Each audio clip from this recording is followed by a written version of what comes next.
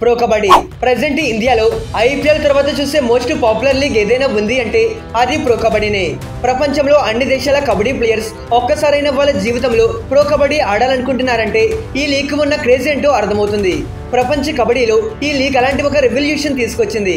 ఒక్క ఇండియాలోనే కాదు, south Korea, Bangladesh, Sri Lanka, Nepal, Iran ఇలా ఎన్నో దేశాల్లో ప్రో కబడ్డీ చూస్తారు. మరి ఇన్ని కోట్ల మంది చూసే ఈ లీగ్ ఎలా స్టార్ట్ అయింది, దీని వెనక ఆలోచన ఎవరిది, ఇలా అన్ని విషయాలు ఈ వీడియోలో క్లియర్ గా ఎక్స్ప్లెయిన్ చేస్తా.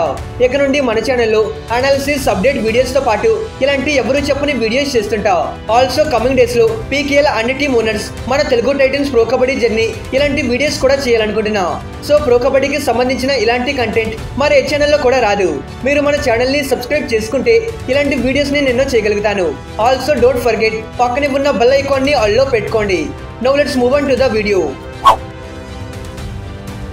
2006లో ఒక పర్సన్ కి వచ్చిన ఆలోచన ఈ రోజు ప్రపంచంలో ప్రో కబడ్డీకి గుర్తింపు వచ్చేలా చేసింది. ఆ పర్సనే Charu Sharma, the founder of Marshal Sports. దీని వెనుక ఉన్న కర్త, కర్మ, క్రియ అన్ని ఇతన్ని ఎక్కువగా పీకేఎల్ అండ్ ఐపీఎల్ ఆప్షన్స్ లో చూస్తూ ఉంటారు. అయితే 2006లో ఏషియన్ కబడ్డీ గేమ్స్ ని కవర్ చేయడానికి ఖతర్ వెళ్లారు. అక్కడ ఇండియా బాగా పెర్ఫార్మ్ చేసి గోల్డ్ మెడల్ గెలిచారు. దానికి ముందు 1990 నుండి ఏషియన్ గేమ్స్ లో ఇండియా గెలుస్తూనే ఉన్నారు. అయితే 2006 టైంలో కబడ్డీకి ఇండియాలో వీధి నుండి నేషనల్ వరకు త్రూఅవుట్ ది ఇండియా మంచి క్రేజ్ ఉండేది. అంత పాపులారిటీ ఉండి కూడా ఎందుకని ఈ గేమ్ ప్రజలకు ఎక్కువగా అందుబాటులో రాలేదు అని ఆయన షాక్ అయ్యాడు. ఎలాగైనా సొంత ఆట కోసం చారు శర్మ ఏదైనా చేయాలి అనుకున్నాడు. అప్పుడే ప్రో కబడ్డీ అనే ఒక లీగ్ ని స్టార్ట్ చేయాలి అనుకున్నాడు. కబడ్డీకి కమర్షియల్ బిజినెస్ జరగకపోతే గేమ్ ని డెవలప్ చేయలేము అనుకున్నాడు. ఇట్ మీన్స్ కబడ్డీ పెద్దదిగా మారాలంటే అది సరదా ఆటగా కాకుండా సరైన వ్యాపారంగా కూడా మారాలి. అప్పుడే ఆటలో ఉన్న వాళ్ళకి లైఫ్ మారుతుంది. ఆల్సో ఆటకి ప్రాధాన్యత కూడా పెరుగుతుంది. కాబట్టి సో కబడ్డీకి ఒక లీగ్ తీసుకొస్తే అడ్వర్టైజ్మెంట్స్ అండ్ స్పాన్సర్స్ వస్తారు అనుకున్నాడు. అప్పటి నుండి ఆయన ఈ స్పోర్ట్ ని పెద్ద స్థాయిలోకి తీసుకువెళ్ళాలి అనుకున్నాడు. కానీ కబడ్డీని లీగ్ ఫార్మాట్ లో పెట్టడం చాలా పెద్ద పని. దానికోసం రిలేటెడ్ బిజినెస్ పార్ట్నర్స్ కావాలి. ఇదే విషయాన్ని మార్షల్ స్పోర్ట్స్ లో కో ఫౌండర్ అయిన noted businessman Anand Mahindra గారికి చెప్పారు. మన దేశంలో ఉన్న పాపులర్ స్పోర్ట్ అయిన కబడ్డీకి ప్రొఫెషనల్ లీగ్ కావాలి, ఇది ఫ్యూచర్ లో పెద్ద అవకాశం అవుతుంది అని చెప్పారు. కానీ ఆనంద్ మహేంద్ర మనకెందుకు ఇవన్నీ అని మొదట్లో తలబడ్డారు. ఆయనకి ఐడియా పెద్ద అట్రాక్టివ్ గా అనిపించలేదు. అయితే 2010లో ఇండియా టూర్ కి వచ్చిన former NBA international president Heidi Ueberroth kabaddi game ని క్లోజ్ గా అబ్జర్వ్ చేసి ఇది టెలివిజన్ కి పర్ఫెక్ట్ అని భావించారు. అదే టైంలో ఆమె ఆనంద్ మహేంద్రాని కలిసి కబడ్డీ టీవీకి చాలా సూటబుల్ గేమ్, దీనికి ఫ్యూచర్ ఉంది అని చెప్పారు. ఆ మాటలు విన్న తర్వాతే ఆనంద్ మహేంద్రాకి ఈ గేమ్ పైన నిజమైన సీరియస్నెస్ వచ్చింది. అంతే, అదే టర్నింగ్ పాయింట్ అయిపోయింది. అయితే నేను రీసెర్చ్ చేసే టైంలో యూట్యూబ్ లో ఏ ఒక్కరు కూడా ఈ టాపిక్ పైన వీడియో చేయలేదు. సో ఇలాంటి వీడియోస్ ఎక్కువ మందికి రీచ్ అవ్వాలి అంటే please do like. Now let's get in to the video. ఇక చారు శర్మ అండ్ ఆనంద్ మహేంద్ర వీళ్ళిద్దరూ డిసిషన్స్ తీసుకోవడంతో అక్కడి నుండి ఈ స్పోర్ట్ ని ఒక లీగ్ గా తీసుకురావడానికి మార్షల్ స్పోర్ట్స్ అన్ని ప్రయత్నాలు చేశారు. ఫస్ట్లీ బ్రాడ్కాస్ట్ కోసం స్టార్ స్పోర్ట్స్ లాంటి పెద్ద నెట్వర్క్ తో డీల్ చేసుకున్నారు. అలానే లీగ్ ఎలా ఉండాలి, ఆల్సో దీని స్థాయి పెంచేందుకోసం IPL home and away matches format ని తీసుకొచ్చారు. ఆల్సో ఈ లీగ్ ని గ్రేట్ లెవెల్ లో తీసుకెళ్లేందుకోసం క్వాలిటీ ఇండోర్ స్టేడియంస్ ని పిక్ చేశారు. దీని వల్ల చూసే ఆడియన్స్ కి అలానే బ్రాడ్కాస్టింగ్ విజువల్ అపీల్ పెంచుతుంది. అలానే గేమ్ మరింత ఇంట్రెస్టింగ్ అండ్ థ్రిల్లింగ్ గా ఉండేందుకోసం చిన్న చిన్న చేంజెస్ చేశారు.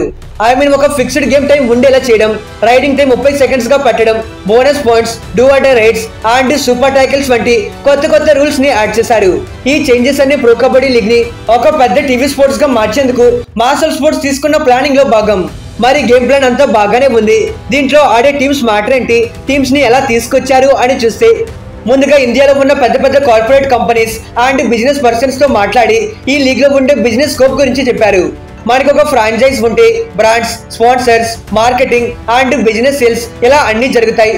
దట్టు ఐపీఎల్ ఎంత సక్సెస్ అయిందో చూపించి ఈ లీగ్ లో కూడా అలాంటి గ్రోత్ పొటెన్షియల్ ఉంది అని చెప్పారు.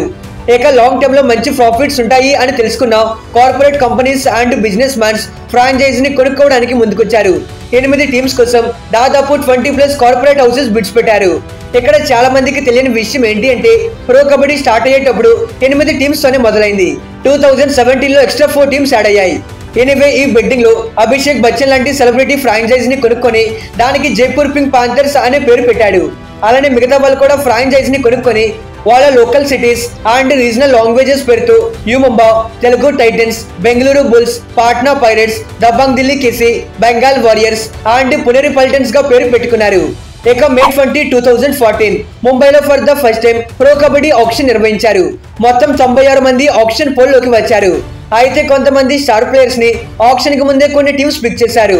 ఆక్షన్ లో వచ్చిన రాకేష్ కుమార్ ని ఎక్స్పెన్సివ్ ప్రైస్ 12,80,000 రూపాయలకి పాట్నా పైరేట్స్ టీం బై చేశారు. అలానే దీపక్ నివాస్ హుడ్డాని 12,60,000 రూపీస్ కి తెలుగు టైటన్స్ కొనుక్కున్నారు. ఇక అజయ్ ఠాకూర్ ని బెంగళూరు బుల్స్ కొనుక్కోగా సుర్జిత్ సింగ్ ని దబాంగ్ ఢిల్లీ కొనుక్కున్నారు. ఆ ఆప్షన్ లో అందరూ ప్లేయర్స్ పైన 4,70,00,000 అమౌంట్ ఖర్చు పెట్టారు. ఇక అన్ని ప్లాన్ చేసుకుని 26 జూలై 2014 లో ప్రో కబడ్డీ ఇనోగ్రల్ సీజన్ గ్రాండ్ గా స్టార్ట్ చేశారు. ఫస్ట్ మ్యాచ్ లో you Mumba versus Jaipur pink Panthers పోటీ పడ్డారు. అక్కడి నుండి ఇప్పటి వరకు ప్రో కబడ్డీ వెనక్కి తిరిగి చూసుకోలేదు.